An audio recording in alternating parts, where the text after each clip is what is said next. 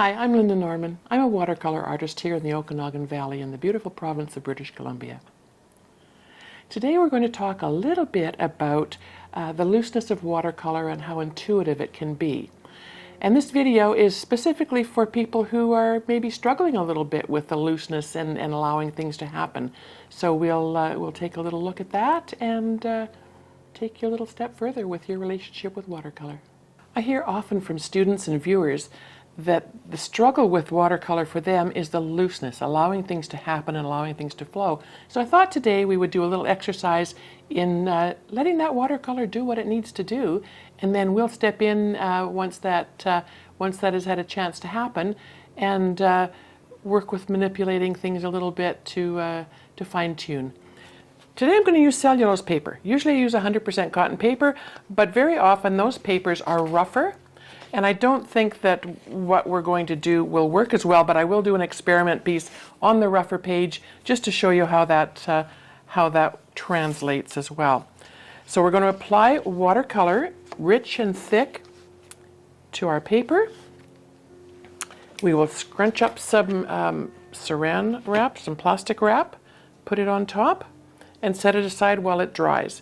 And then while that's happening, I will show you a piece that's already dry and ready to move forward with. So as always, I like to keep my palette wet and ready to go. So a nice spray works really well. This is my original palette. I've been using this for years. Really fun to have all those colors at your disposal. Some of the newer ones that I've been using, the solo palettes, are more fine-tuned for specific colors and for my bigger brushes. But today we're back to this one, and it will be a really fun way to go. I think I'm just going to set that one aside, and we're going to do a few today, just so you can get the hang of it. So the idea is to place watercolor pigment on the page, just in random. We're not going to worry much about a design. The watercolors, the pigments will tell us what that design will look like. So I'm just going to wet the page, and I don't need to be very specific about that. And then I'm going to choose some colors. So I think for this one, I will look at some quinacridone gold, and just look how incredible that already does its magic. And I'm going to lay it in there fairly thick.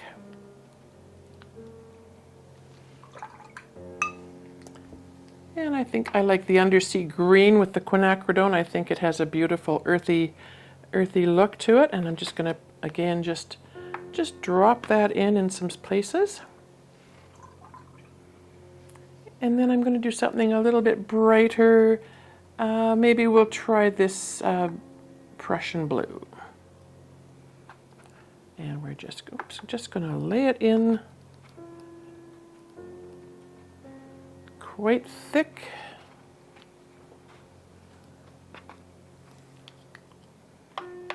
And then we will get our piece of Saran Wrap, plastic wrap.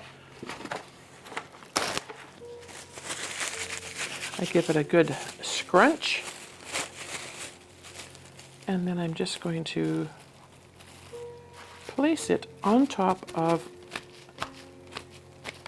my pigment. I do have a little book here. I'm just going to set this aside now while it dries. I should say you can move this around if you like, if you see something that needs to, that you would like to change, but I like for now to just let it be and do what it needs to do. So I'm going to set that aside. It doesn't take long for it to dry, and I don't always leave the plastic on until it's dried completely, because with the weight on top, that's going to take a longer time. So after about 10 or 15 minutes, I will take the weight off of it, and even sometimes remove the plastic wrap just to let the pigments dry more quickly on their own. So that was quinacridone gold, undersea green, and some Prussian blue. Let's try another one, and because we have Prussian blue on our paintbrush, let's start with that and put a different color scheme together. So let's do some Prussian, and just the way these pigments move is magical to me. I really could sit for hours watching things just work on their own. So this one, I think I want to put something, let's do a brighter purple in there, see what happens with that. Just a little bit there. And then maybe something a little bit brighter again. And you can see if you keep your palette juicy and wet, these colors will really work well. I just think maybe for balance we'll put a bit more of that purple on the corners. And again, a little bit of Saran Wrap. Some people use salt or other things for texture. That's not something I've worked a lot with. I'm not experienced as much with that. I don't think I'm as big a fan of that look, but it certainly has its place. I love that when you lay the Saran Wrap or the plastic wrap on, you get this almost jewel-like crystal effect that can be so, so beautiful. All right, so we'll set that one aside. Allow the magic to happen. A little weight on top just to hold it down. So we've done a beautiful jewel-toned blue and purple. We've done some with some gold and blue and green. So now let's try something a little lighter, perhaps. And this one is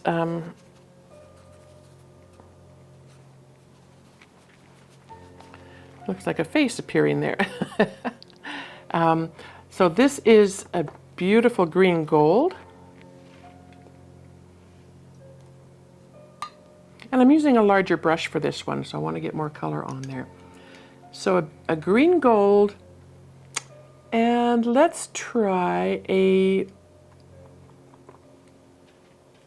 bit of moon glow. It's going to give us a real gray tone effect, but I think that for experimental purposes it has merit.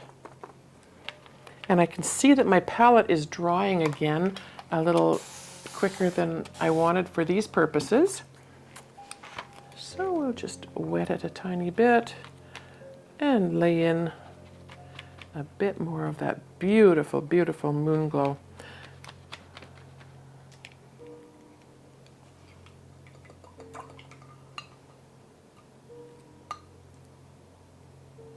And if we wanted another highlight in there, I think I would like to do an Aussie red gold just for fun. See what happens. And this is quite thick. It's going to take longer to dry.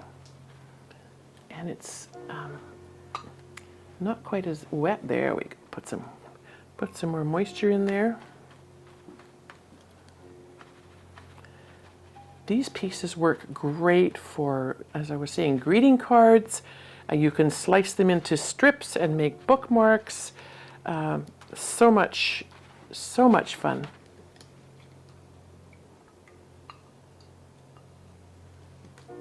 Okay.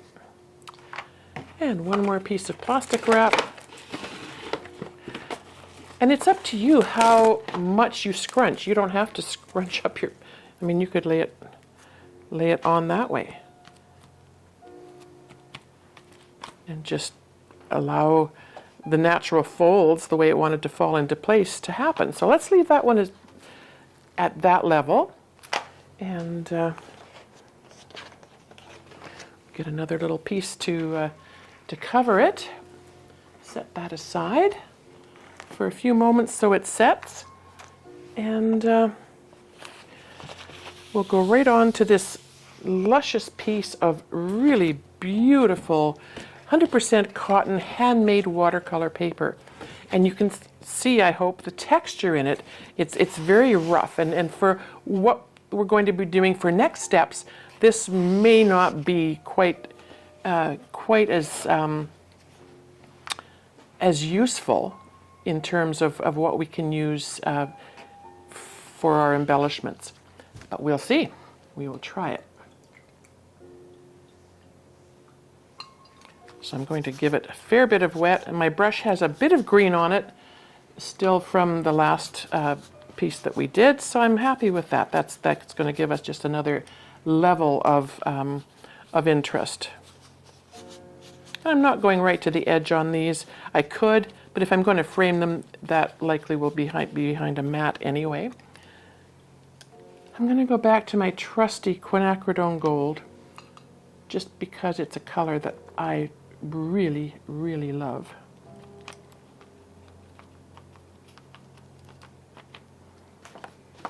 Oops.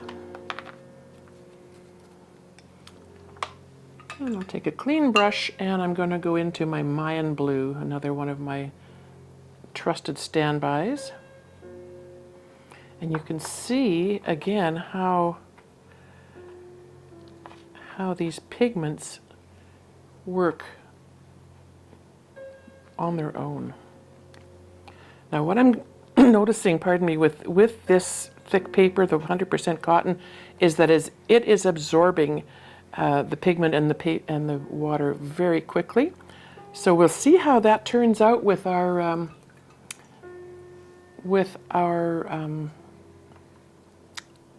design work afterwards with the plastic wrap. I'll do a little bit of a green in between. So same colors that we used basically on the very first piece that we did. And I'm going to go quickly because I can see it soaking into that paper as fast as I can, as fast as I could apply it.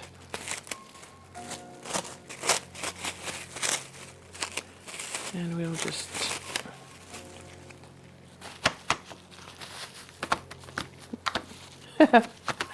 there we go.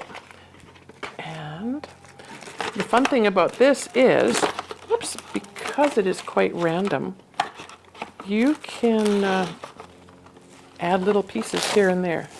So I've missed a spot there, and this corner didn't get anything. And this corner actually looks like it's drying quite a bit. So I'm going to just give it a bit more green, and then because we can, I'm just going to add some gold into that green. See what's going to happen there. All right. Oops. All right. So we'll set this one aside as well. I'm just going to set that on top for now to see how that works. I'm going to give those just a few more minutes to dry. And while that's happening, first of all, I want to clean off my brushes just a slight little bit here before I move on, because we're finished now with our brushwork and our pigments. It's always important to clean your brushes and lay them as flat as possible. I have discovered at one of our little local dollar stores a spoon rest, ideal for letting brushes dry at the correct angle so that the water that you've rinsed them with isn't running back into the ferrule and going to loosen that glue that's holding your bristles in place. Oh, you know what we forgot to do, and I was going to do one more. Sorry, I lied. I wanted to do one more with the Schmincke Horandum Aquarelle Super Granulating. I've been curious about how these granulating colors would work in this process. So we'll just quickly do one more here. Again, Just a real quick splash with some water.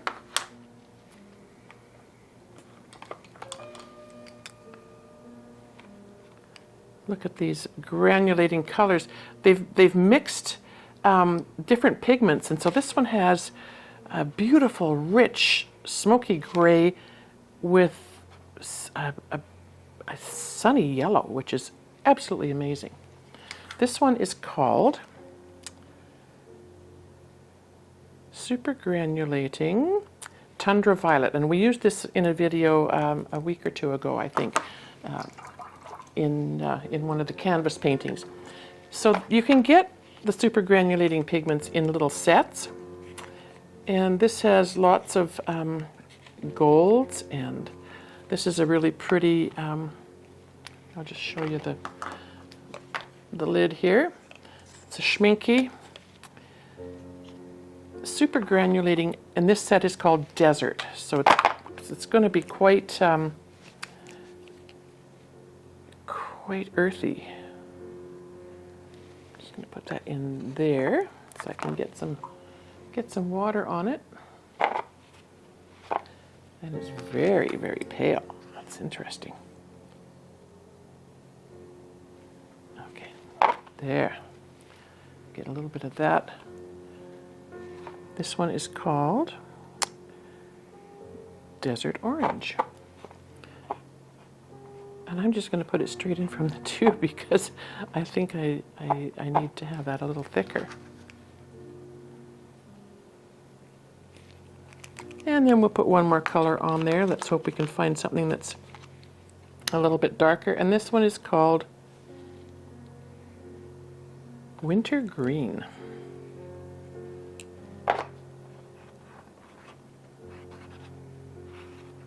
So we'll kind of do this in reverse. We'll put the pigment on because it's quite thick. And then I'm just going to add some water. Again, you can see it doesn't really matter how you put it on there. It's the effect from the Saran that's going to give you that beautiful granulation.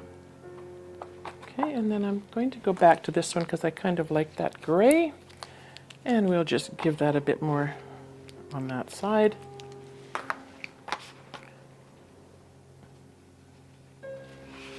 And we shall see what happens with this one.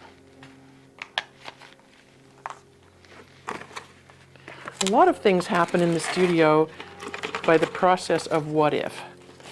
And that's often the most exciting things that you can come up with. All right, so this is going to give us a very interesting piece. All right, and I'm just going to set that on top just to hold it flat. Set this aside. I've done one earlier, and I just will wipe off some of the moisture here. And I'm going to close up the palette. Give us a bit of room. Give a bit of a rinse. There we go.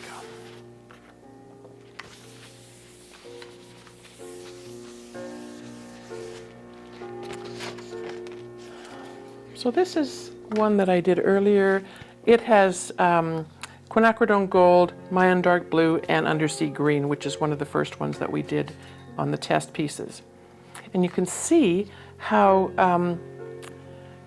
beautiful and how I don't know, I can see stories inside each one of these pieces that I do. So one of the things you can do, and one of my favorite things to do, is to take a pen. I typically go to the micron pens. I love them because they're archival, and they also come in a range of sizes, right up from 0.005 to I think a 0.8 or a 10. And so these little pens are just really useful in coming in and defining. So I'll take a few moments and I will look at what this is saying to me. I can see possibly a flower there with something coming up here with another floral piece. So I could easily turn this into an abstract bouquet. I could turn it into a scenery piece by putting a little horizon line on there and turning that into a tree and this into a shrub. You could Zentangle over the top of it. Very effective no matter what you do, really, because you've got this glorious background. So the micron pens are one of my favorites to use. Winsor Newton has a beautiful fine tip pen as well. I'm just trying to see the name of, if they have a name here. And they don't have one on there. But they do have a range of colors as well, and that's the micron too. Has a range of beautiful colors, ranging. They can go from greens and reds to browns and blacks and grays. And you could go to your craft store and get markers, metallic markers that have thicker tips on them.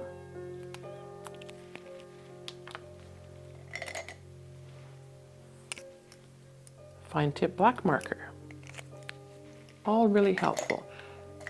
Colored markers. So there's any range that you want to choose from. Faber-Castell also has a pen. It's called a Pitt pen. It's archival as well, and they come in a variety of tip sizes. This is a medium, so it's going to give you a bit of a thicker line. Really, anything goes. There's a little fine gold pen that I really love. Or you could, I didn't put it in here. You could just use a ballpoint pen. I mean, really, the sky's the limit.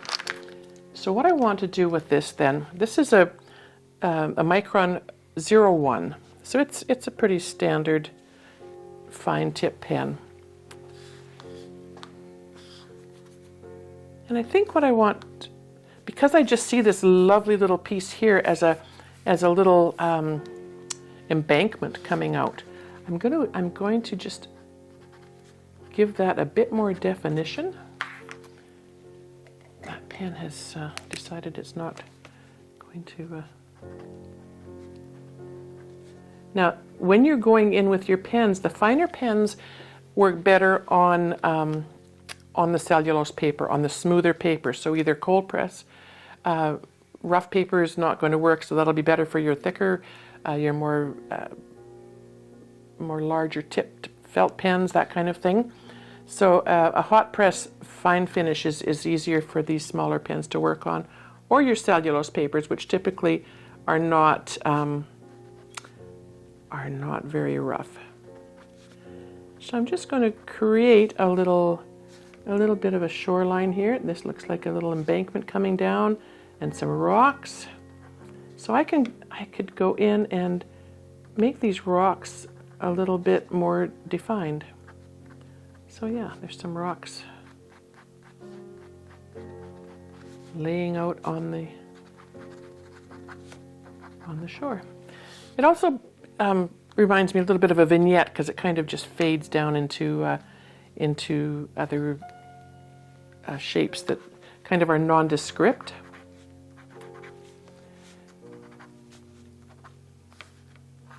And this is going to be a big old, maybe this is just, it's going to be a great big old oak tree. So you could go in and make those branches. This would be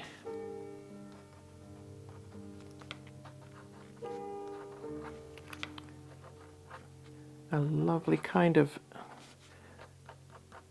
bush of some sort. It's beautiful yellow. Don't think it's quite the yellow for a forsythia, but you could make it whatever kind of bush you wanted it to be. So you can see it doesn't take much to bring that mass of colors into looking like something a little more defined.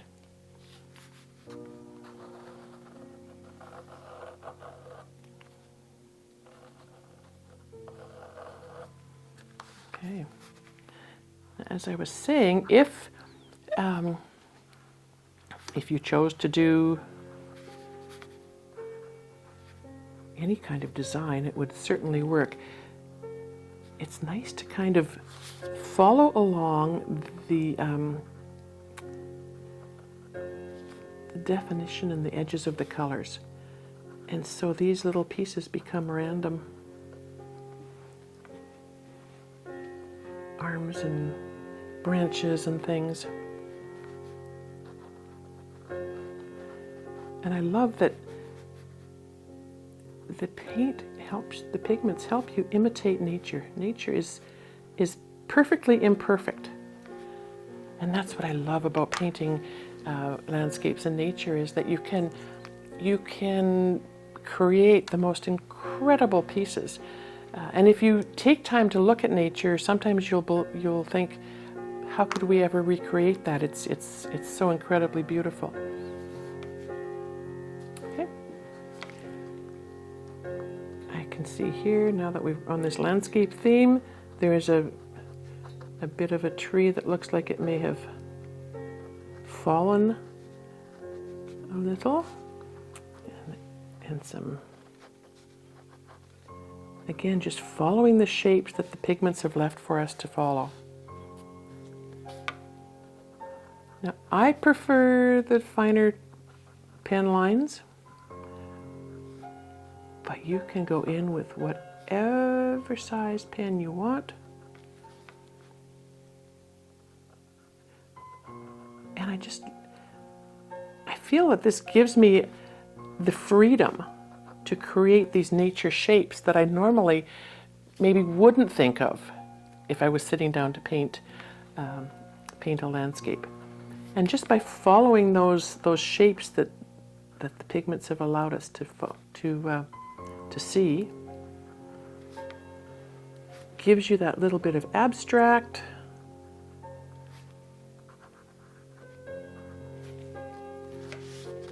There's another line I can see coming out there, so perhaps another piece of the landscape coming, another level coming up from the back.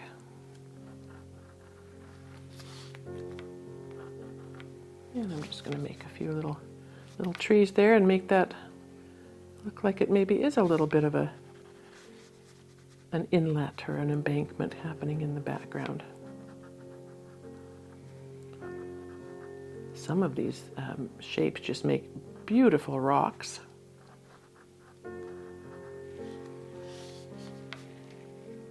And again, we'll bring this in a little bit. There's another little inlet. There's perhaps another rocky part of a shore.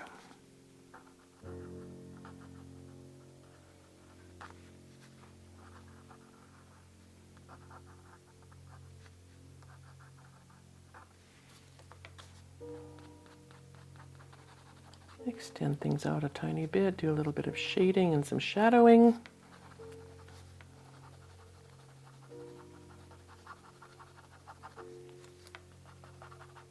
And hopefully you can see where this is heading. Okay. I'm going to make these trees in the background a little bit more defined. And that's kind of, I think, where I'll leave this for now, because I want to check on the other pieces that we've set aside. So I'm just going to set this aside for a moment, and we'll take a look at the very first piece that we set, which was this one. So we did the Prussian blue and the undersea green and the quinacridone gold. And you can see that didn't take very long to dry. It's still a bit dampish in spots. Now the fun thing also is that if you're going to be doing more of these, just save these and uncrunch them, and you can use them over again. Once the paint is dry, a little bit of that dry paint on there will reactivate. That just adds for an extra shadow, an extra depth of color in your piece. So this one is going to take a little bit longer to dry, but we'll leave it without the plastic wrap on it and let that sit for a moment. Let's go to our next one and have a look. This was the jewel tone with the purples.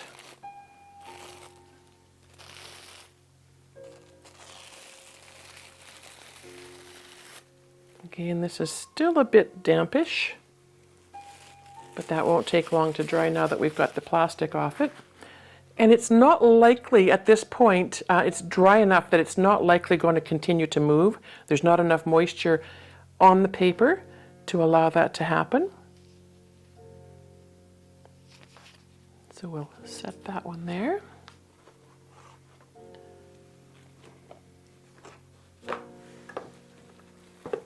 I love these. It's like doing the eco pages where you boil leaves and you unwrap them, and it's like opening a gift every time.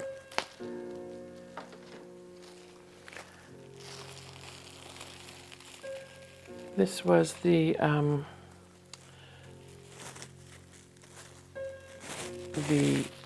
Mayan dark blue, the undersea green, and a bit of the Aussie red gold, which gives you that more rich texture.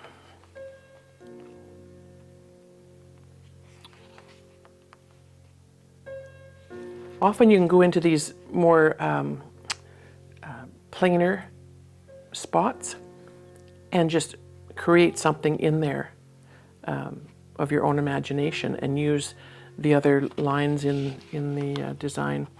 This is definitely organic looking to me. I can see branches and different things happening in this one. So we have created a lot of beautiful, beautiful options for taking things to the next level. Now this was on the 100% cotton paper, heavier handmade. Again, it came out really lovely. With this one, I'm almost tempted to let it dry, flatten it, and leave it as it is. I think that would be something that that I would frame just as it is. You can see here where leaves have shown up. There's leaves coming in there. There's a flower. There's some shadows. Basically, it painted itself. And it can be turned this way. If I turn it this way, that looks to me almost like a daffodil. If I turn it this way, it's a beautiful flower that's sort of hanging down. But you can see how beautiful that. This one's going to take a lot longer to dry because it's the 100% cotton paper and it's much thicker. It absorbed a lot of the moisture. It didn't come through on the back, of course, but you can see where it's buckled. So this is a situation where now that it's pretty much dry on the surface, I will put something on top of that to hold it down and so it can dry flatter. Okay. And then last but not least, we have our little, I'm going to move this out of the way, our granulating schminky colors. And this is going to be kind of moody and sticky. But again, really, really interesting.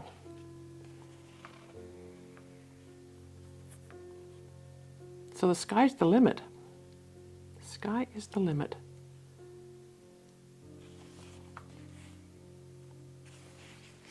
Turn this way, it looks almost like an abstract flower. I could see an odd bud coming off this side, and then these swirls in here look almost like the rolls in a rose as it comes down. This is quite thick still, and I just want to see what would happen if I was to dab off some of that.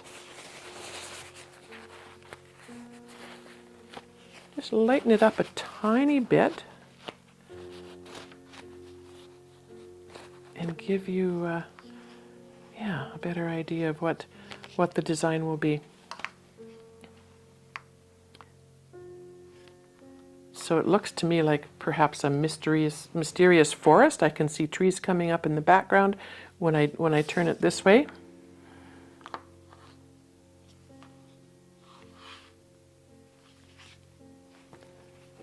So there are your options. They can be so you can frame them as they are. They make a beautiful little card. See that? You can buy card sleeves, greeting card sleeves, and you just cut these a little bit bigger than the opening, and you can slip them right in. But how fun and happy is that, you know?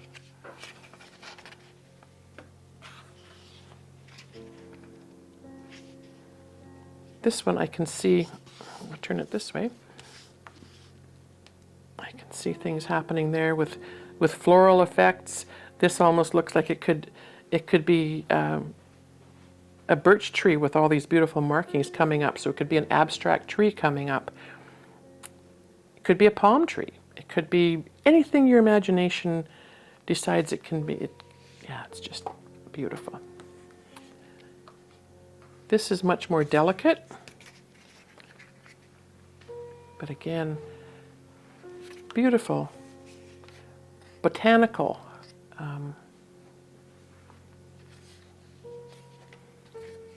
And from here, it's up to you to decide where you want to go with it. As I say, you could do both sides and then cut them into strips and make bookmarks. Put a little hole in it and tie a tag on it, and they make lovely little gifts.